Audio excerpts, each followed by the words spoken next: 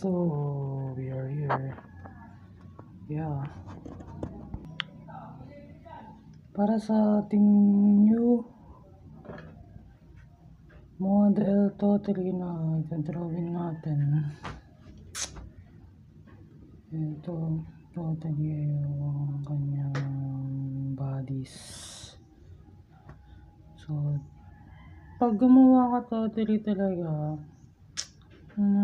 ay ang gagawin mo circle muna bago ka gumawa.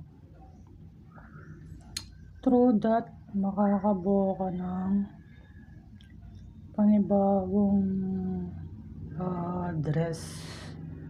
So circle, maliit na circle, and then circle again. Yan. Circle, maliit na circle, tapos malaking circle. And through that, sa tatlong circle na yan, makakabuo ka ng pinabagong models ng dress. Okay? So, ganito ang kanyang pagkakagawa.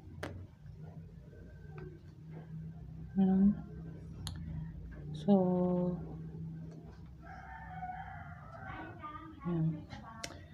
yan. Through that,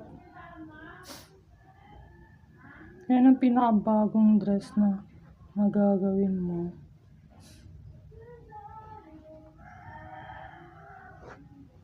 Okay?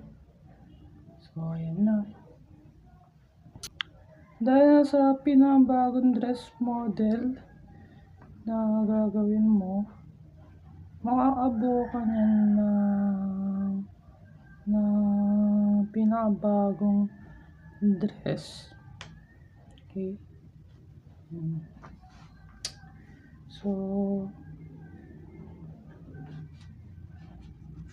medyo mahirap siya kasi anyway, yan.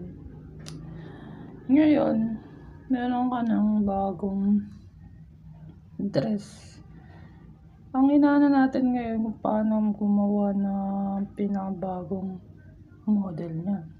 So, ganito. Napaka-simple lang.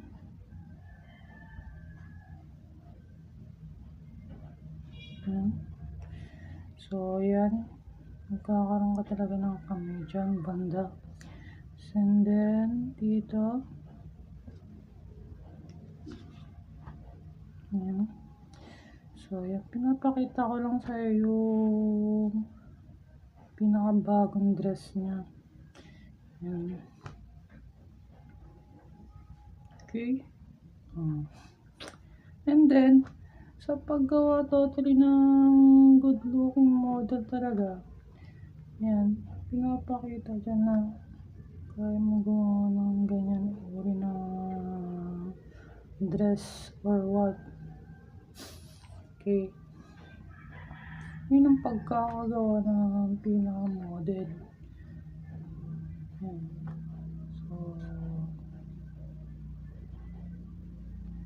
yan. So, gagawa ka ngayon, ganyan ng wari na drawing gagawin mo. Diba? So, pinapakita namin na ganyan ang dress niya. Kasi kung nasa dressmaking tayo, makikita mo talaga ang paano gumawa ng dress. Okay? So, napakadali lang yan.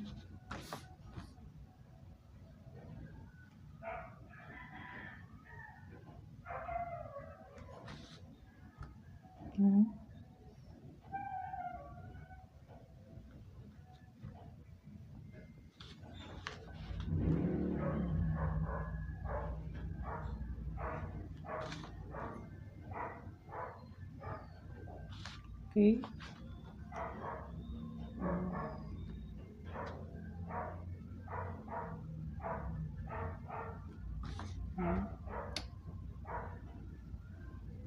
Okay?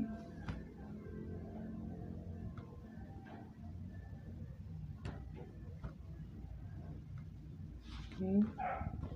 So, yan. Yan ang pinakabagong model na ginagawa natin. Pero bukod dyan, kung paano gumawa totally ng pinaka mukha niya. Yan. So,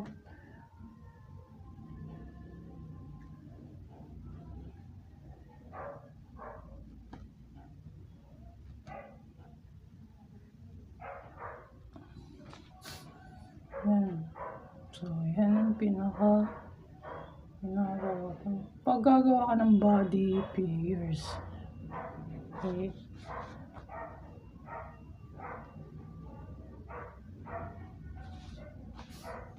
Yan, diba?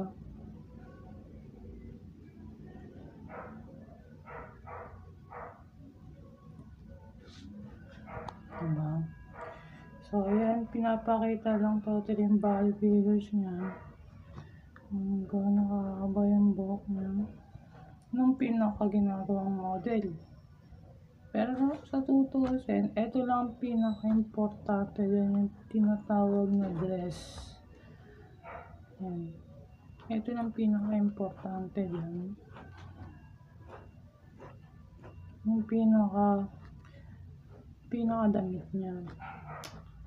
Kapag gumawa ka ng pinaka na ginagawa, yan ang pinaka-importante dyan, yung scratch natin na ganyan.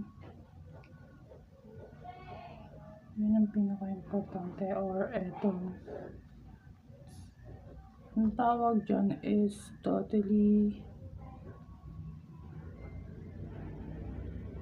dress up here. Okay? Pag nag-drawing, kailangan maayos totally yung damit. Ayan, tinatawag na dress up here. Okay. So, halimbawa niyan totally ng dress up here, papakita natin yung pictures. Okay.